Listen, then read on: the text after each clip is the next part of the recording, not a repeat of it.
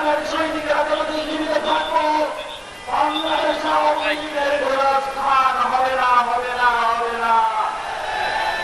ফরিদপুরবাসী, আপনাদের এখানে এই মুজিববাদের আওয়ামী লীগ ঘাঁটি ছিল, আপনাদের মধ্য থেকে শহীদ হয়ে আহত হয়ে আপনারা নিজের দেশের মুজিববাদীদেরকে ফরিদপুর থেকে বিদায় করেছিলেন।